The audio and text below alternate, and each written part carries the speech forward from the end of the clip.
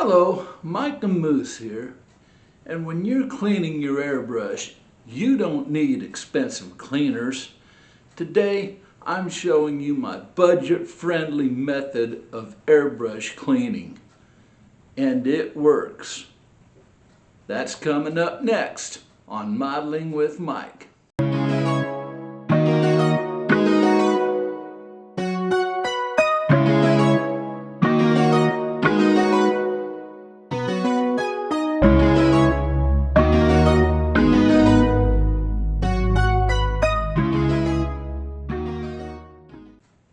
Okay, welcome back. And first of all, let's talk about some common frustrations with dirty airbrushes. These include clogs, spitting, bubbling, and inconsistent spray. But there's a common myth to all this. Most modelers think they need expensive cleaners to fix these problems. Sound familiar? Well, that's a myth. You don't need that. The one thing you don't need is even no matter what paint you use, is expensive cleaners. There are some budget-friendly methods you can use to clean your airbrush. Expensive cleaners work, but they aren't required. Now remember, I'm not saying expensive cleaners are bad. I'm just saying they're not necessary.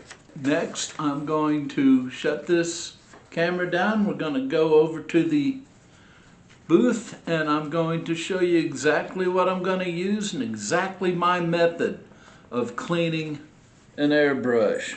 So we'll be right back. Okay, we're back here at the spray booth and I'm going to show you first of all what we need. I'm just going to show you first how to do a simple between colors clean. I have my cup filled with primer. I used the Kaleido gray primer and I'm using my Gallery Mobius 0.3 airbrush. I'm going to need some paper towel, some nice clean pipette, an old brush, I'll show you what I need that for, some IPA, isopropyl alcohol, an intradental brush. You can get these at any pharmacy, you can get them at Walmart, Target, anywhere. You can also get them at the Dollar General store. What am I forgetting? Some water. Gonna need some water and a cleaning cup. As I said before, this is just gonna be a between color clean. We put some IPA in there. We're just gonna swish it around with our paintbrush. This is to get the stuff off the side. Okay, make sure you got that off and you clean off your brush. And then what you want to do, put your finger at the end of the fan cap, and you back flush it. This cleans up everything that's from here back to the color cup. Now you just spray it.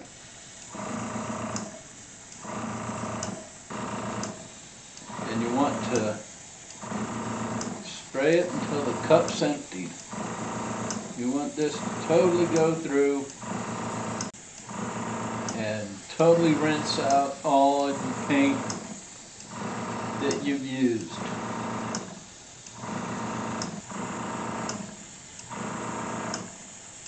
You spray the whole cup into there.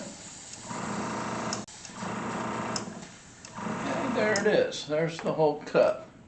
Now, you have a little bit of residue around the top there. See that? And down there, have some in the cap there. Well, you really don't need to worry about the cap. Your other color paint, when you start it through, is going to rinse that out. But really, that's going to be pretty well dried up before you do that anyway. So you take a piece of paper towel, wipe the outside, then you take it in with your finger, wipe off the inside. Now if you got some stubborn stuff in there. So what I do is I take soak it in some IPA, run it in there, get it all the way down, run it around in there nice and good, and bingo bango, you have a clean cup and you're ready to go. So that's basically all you need to do to clean a cup between colors. So I'm gonna shut the camera off, get the cup dirty again, so I can show you what to do at the end of the session. So I'll be right back. Okay, and we're back, and I'm gonna turn this to the inside so I got a clean area to spray on. And I added one more little thing to this, and gonna use a Q-tip. But basically this is going to be the end of the session cleaning. Going to be the same thing as we did before, but with one little change. So we're going to fill this cup with some IPA. We're going to take our brush and we're going to move the IPA around the sides here. Get all this stuff that's clinging to the sides and loosen it up. Get down into the body of the thing, loosen that stuff up and make sure it's all loosened up. Rinse off our brush, dry it off on the paper towel. And as before, always put your cap back on your IPA to avoid evaporation, because that stuff does evaporate quick. Now, as before, we're gonna back flush it. Loosen up everything from the cap back to the color cup. All right, now we spray it through.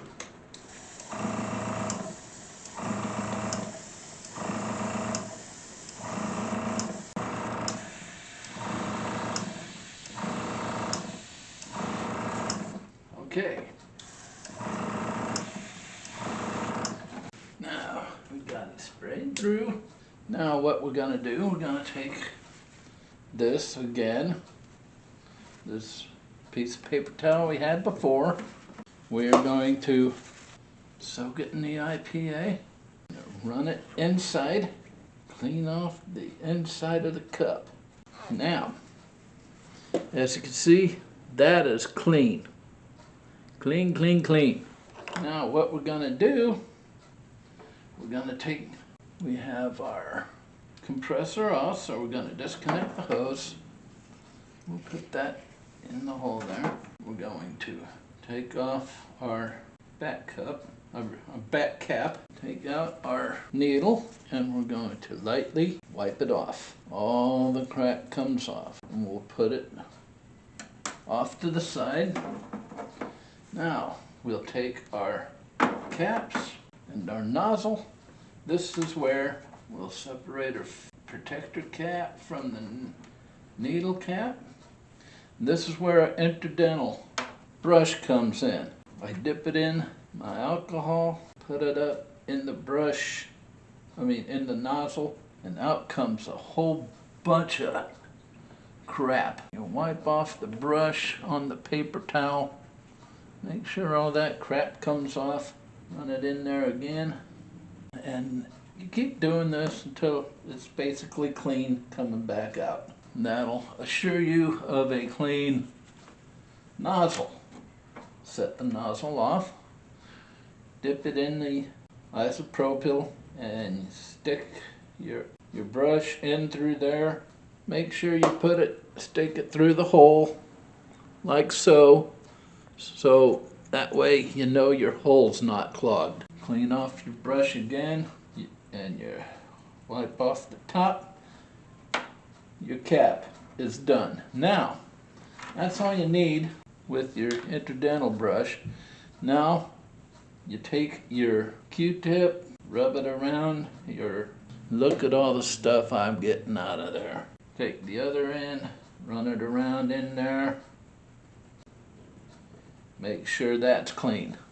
And that's clean now.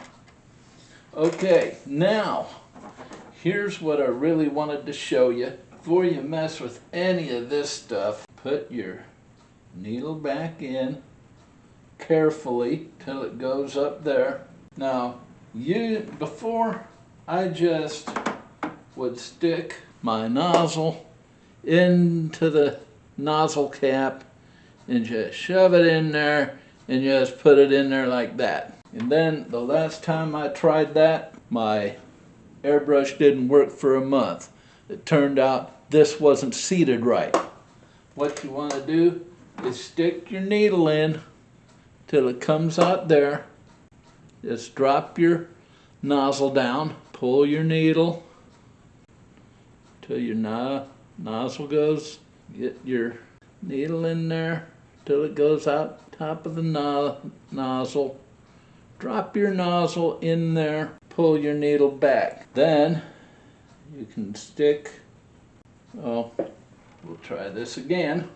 Get your nozzle, put it on there till it stops, drop it, pull your needle out. Now, nozzle cap in there, screw it down, screw your protector cap on, and then stick your needle back in. Got some stuff on it, so we'll just wipe it off again, make sure that bad boy's clean, and needle goes back in till it stops.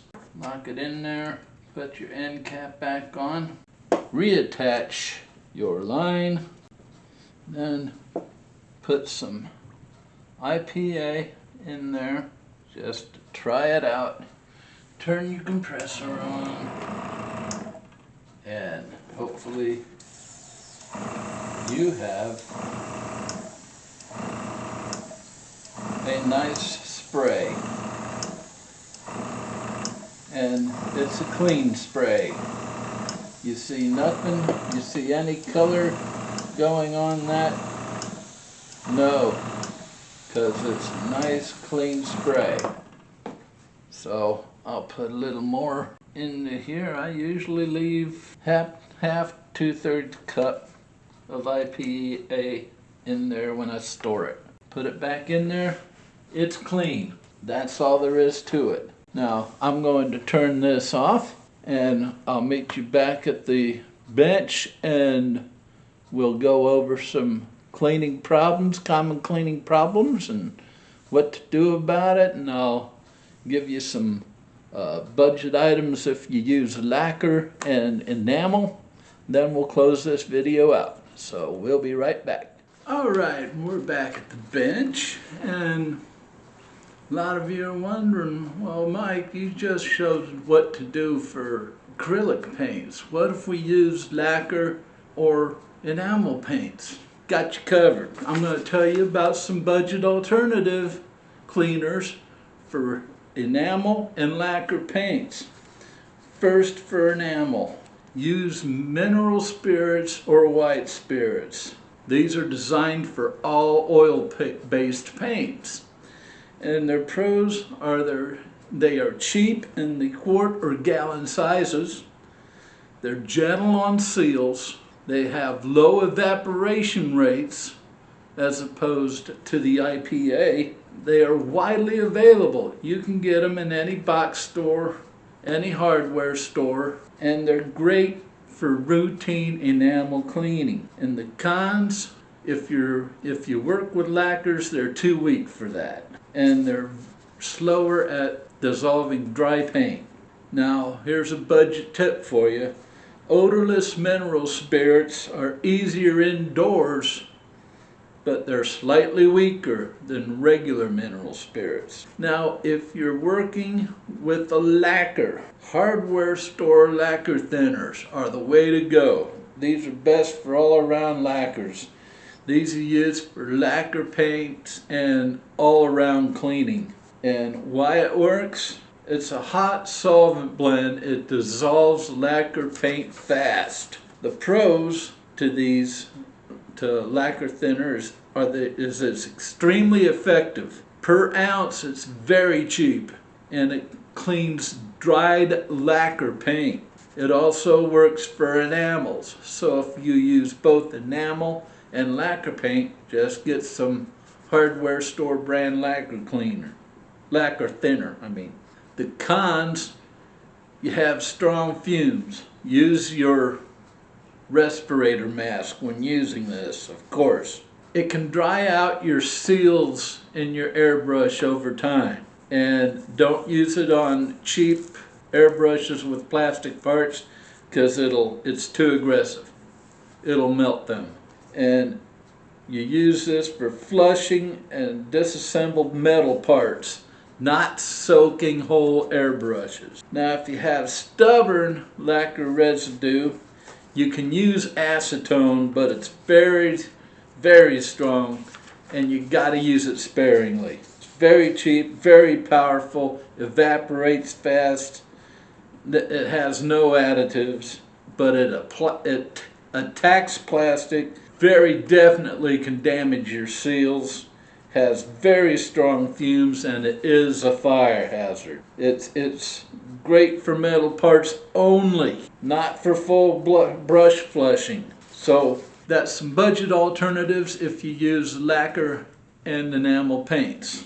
Let's talk about the biggest cleaning mistakes budget modelers make, or modelers in general make. Number one is over-cleaning. Now, what is over-cleaning an airbrush? Over-cleaning is doing more cleaning than is necessary, more often than necessary, and more aggressively than necessary. It usually comes from fear of clogs, fear of ruining the airbrush, and fear that it must be surgically clean to work. It doesn't. Here's some common forms of over-cleaning. You do a full tear down after every session. You don't need to do that. You need to do what I showed you. And that's it. Do a full tear down maybe once a month, if that. You aggressively scrub the nozzles. Never do that. The harshest thing you need to put in there is probably a intradental brush like I just showed.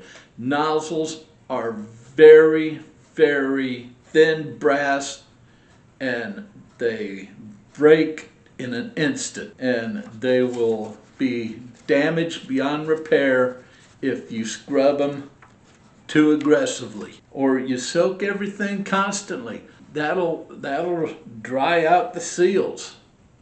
It'll ruin your seals. Chasing a perfectly clear cleaner. You don't need that. You just need to get the paint out. You don't need perfectly clear stuff coming out. Now, another cleaning mistake modelers make is scrubbing nozzles aggressively.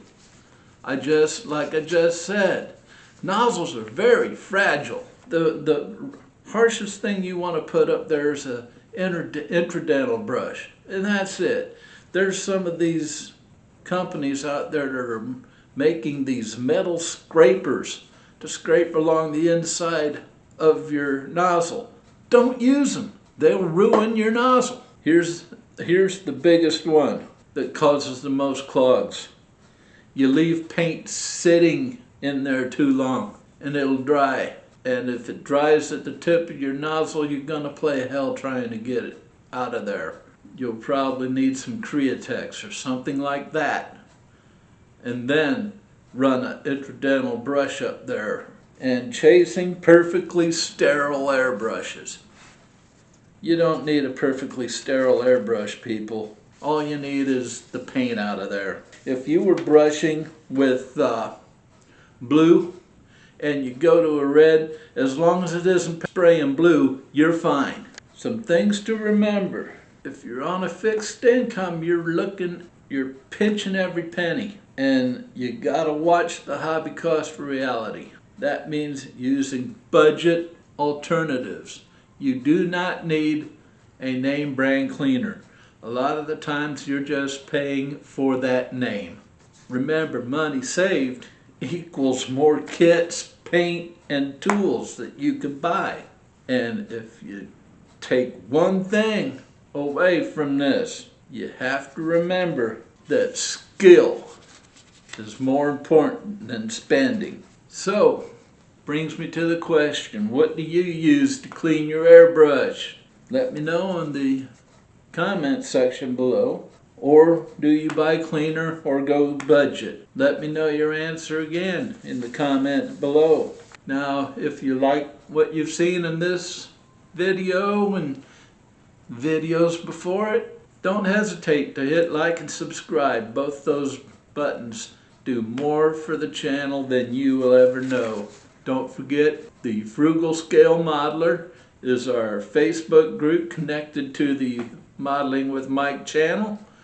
I always leave a link to the home page of that group in the video description, and that'll take you to the home page of the group. Answer 3 questions related to modeling, and then agree to the group rules, and you're in.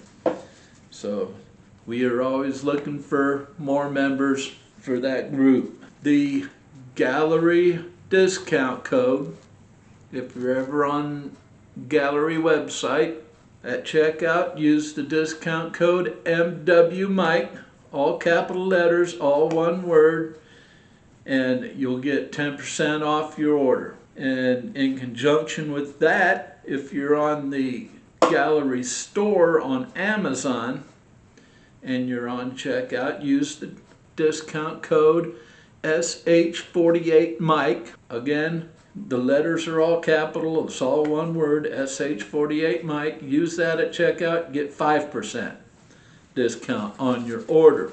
Let's see, the next video, we're going to take a look at aftermarket parts. Are they worth it for budget scale modelers? Or are they a waste of money for budget scale modelers? We're going to go deeper into that than we did on the live stream yesterday. So that's coming up next. And I believe that's all I have for this one. Y'all know what we say around here. Never stop pushing your modeling boundaries. And until next time, we'll see ya.